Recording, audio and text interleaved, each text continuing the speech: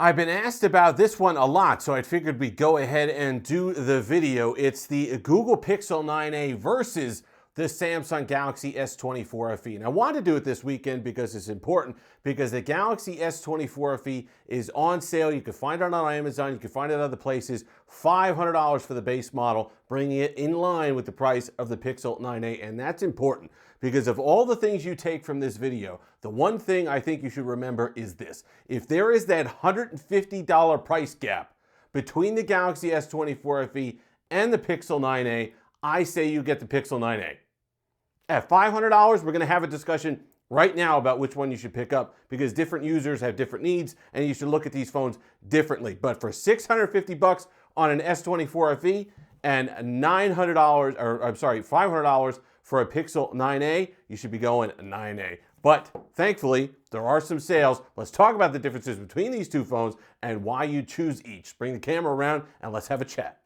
Okay, so let's chat Samsung Galaxy S24 FE versus the Pixel 9a. And like I said, unless the price is equal, it's a non-starter. If you're paying $150 more or more, depending when this goes on sale for the S24 FE, I think go the Pixel 9 either way. Samsung's a little goofy with sales. You're going to do better on carrier discounts on the S24 FE, but sales are few and far between, and you're usually going to see this one at that $650 price point. Whereas I'm fairly confident the Pixel 9a, after a couple months, you're going to see this float down to $400, I should say, on Amazon and other places. And if that happens, if there's more than a $150 gap, well, then it becomes even easier to decide between the two. But let's say you're able to pick up both of these for $500, all right? Playing field is completely level.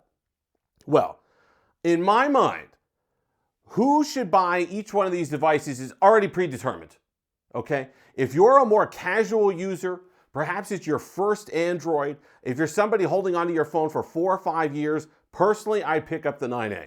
I think it's more user-friendly. I like what Google's done. It's a quirky phone. It's got some pizzazz to it. You can pick it up in the fun colors. I think the camera is better. We'll talk about that in a moment. I think Google's done enough stuff here to keep you happy if you're on the casual side. Now, there are still enthusiasts who like Pixel software and all the rest who are going to pick up a 9a. So that's not to insult people who like Google Pixel devices. That's not what I mean at all. I mean, if this is your first device, if this is your first Android, if you're picking something up, if you're a user that's coming from maybe a budget device that wants to pick up a kind of a mid-ranger for the first time, I think that something like the Pixel 9a is what you're going to want to get. If you are a touch more on the enthusiast side, if you're somebody who is going to use Galaxy AI, if you're somebody who's going to run a more intensive app or two, if you're somebody who's into gaming, if you're somebody who thinks a smartphone can't be premium unless it has over a 6.7-inch display, then you're going to be over here. The more stereotypical Android buyer, I think, is going to buy the S24 FE over something like the Pixel 9a. And that's just because they're going to like the larger display.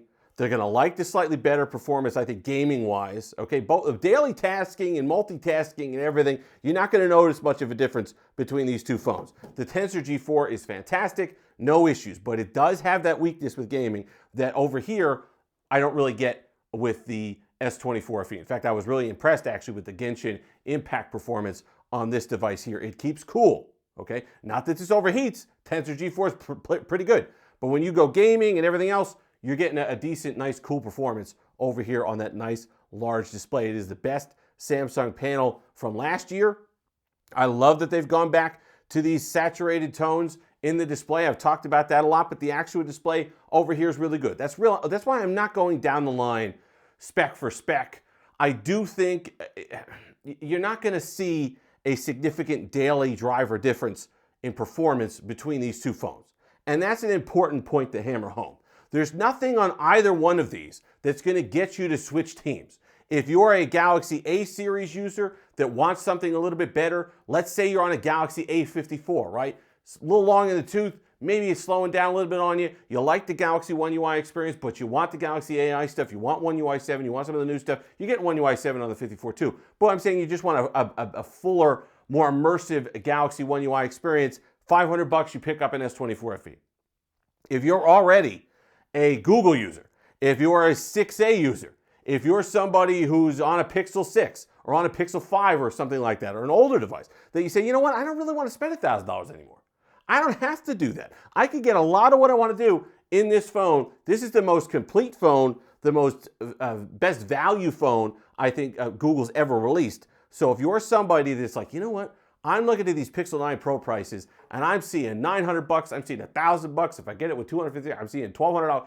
None of that. You could pick up one of these and be perfectly happy for years, and I think you're going to enjoy the experience with a pretty decent camera. So while I give the nod to gaming to the S24 FE, if you're a shutterbug, if you're somebody who's going to take a million photos and post them on Instagram, I think you're better off here. Not to say that the S24 FE cameras are bad. They're not. They're plenty saturated. They got that kind of warm tone that Samsung's done with its computational photography and its color science, which I happen to like. But what I like over here on the Pixel 9a is it does have that newer 48 megapixel sensor. Notice I say newer because it's been used in other Google phones before. Does have the 48 megapixel sensor. Does have a slightly better tuning, I think, to Google's photos than we've seen in the past. You're getting a little bit warmer tones on here. It's closer to what I actually saw. It seems like Google got a little too into the crisp, little too over sharpening, little too much on the turning the colors down a little bit. I like what they've done on the Pixel 9a, and I think the photographs out of here are really, really nice. Battery life. Gonna give the nod to the Pixel 9a. Pixel 9a has a phenomenal battery life. Now, plenty of things go into that, right? This is a 6.8-inch display. This is a 6.3-inch display. So there are differences there. There's reasons why you might get better battery life over here. Both of these are efficient chipsets. The Exynos 2400E, really pleased with it. That was, to me, when I was reviewing this phone, that was the biggest question mark in my mind, was how is the Exynos 2400E going to perform? And it is really good. It's everything I could have asked for. Power efficient, powerful, smooth performance, can handle a lot of stuff. You get DeX on the S24 FE, which you don't get at some of those lower points usually for Samsung. So that's something to consider. So those are things that you're going to want. But the daily stuff, you're not going to be able to pick between the two. The daily stuff that, like I said, there's no reason why you choose one over the other just for the daily stuff. It's just what you want. If you like the feel of a compact phone, you're naturally going to gravitate towards something like the Pixel 9a. If you're coming from an older device, if you're coming from a 7a or a 6a, and you're worried about the A series losing some of that compact phone feel, don't. Because this is, even though, well, we have the Pixel 7a here, but you could see it's a nice compact feel despite the larger 6.3-inch display. And it is a really nice display, really premium design. It's the best feeling Pixel A series in the hand that I can remember. And I like the flat back here. No reason for an outsized camera visor or hump when you don't have the lenses that need it. So I really like what Google's done from head to toe here on this particular device. I think most people, then the 7 years of support, which you get over here, okay? So there's not really, or I think it's 6. There might be some, no, it's 7, it's 7. So you're getting a lot of the support over here. And you're getting let me say it this way. This is the most complete Samsung software experience at the lowest price you could get it at. So you're going to get, and it may not matter to you, Galaxy, it doesn't matter to me. Trust me, they haven't really shown me the value yet. But if you're somebody who likes all that stuff, you like the promise of those things, you're going to get that over here. And you could get it for $500. And that's why I said, if I personally had to choose, and this is really tough to do, I probably would lean towards the S24 FE, everything being considered. But I'm saying not a dollar difference.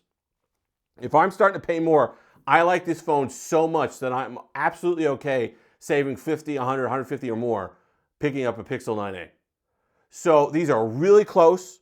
I know people want me to compare them, and I'm sorry I don't have that kind of just black and white decision like I have when we'll talk about the Pixel 7a tomorrow. There's really nothing that you could sink your teeth into that would make you go either way. If you game, S24 FE. Even if the performance was the same gaming-wise, which it's not, you're going to enjoy the larger display. If you watch a lot of content, if you're sitting there, if you're in bed, if you don't have a tablet or a computer, something like that, this is your only internet device, perhaps you pick up an S24 FE because you're going to enjoy that large, gorgeous display. Premium build, all the rest of it. Just a really, really nice phone overall. And it was confusing at $650 because I didn't see the value in comparison to just picking up a base S24 or now S25 on sale picking up some of these other devices that for a few dollars more, you could get something even more powerful that has a quad HD display. There are things that you could have done that $650 could have easily turned into $700 or something on a sale and gotten yourself an objectively better device. But for $500, this quickly climbs to the top of the mid-range heap. And what's interesting is because I didn't expect that, right? I expected them to release the A56 later in the United States, which they are planning to do anyway, and kind of keep that and keep this separate from that by keeping this at $650, maybe $600, something like that. So, but there's no A56 yet. Maybe that's why, because people would be looking at it like, wait, why am I going to pick up an A56 for $500 when I can pick up this for $500? So that's really the conversation that you're going to be having. But no shade, as the kids would say, over to the Pixel 9a. This is Google's best. I would willing to say best effort in years of any of the devices. I really like the Pixel 9 Pro. I really like the Pixel 9 Pro XL. I like the entire Pixel 9 series. But the thing is, they're making you pay for it now, right? There's no real hardcore value there. You're getting an excellent phone, but you're paying for an excellent phone, so you better get an excellent phone is kind of the idea. But here, $500, really complete experience from top to bottom. Screen, performance, battery life, camera, just an overall, all-around, fantastic, fantastic device. The only thing that I would give kind of the nod to the S24 FE on, and it's a built-in thing, right? If you want a compact phone, this is your choice. If you want a larger phone with a larger display, this is your choice. So there can be two devices for two sets of people who want different things out of their smartphones. That's okay. So while I might personally pick an S24 FE, I would have no problem. I'd love to carry both of them. I'd have absolutely no problem with the Pixel 9a at the same price. And it's just a really, I love that we're getting this kind of mid-range competition, because more and more, we've said it a lot in the past few years, and this year more than any year, there is getting less and less reasons to pay those big $1,000 numbers when you have such excellent devices from both manufacturers at that $500 price point. So $500 even, maybe give the nod a little bit, slight nod, right? No knocking the 9a. Slight nod to the S24 FE. If you're paying more, no thanks. Pixel 9a all day long. If you made it this far, like, comment, subscribe, all that fun stuff. Until next time, have that Steve-licious day.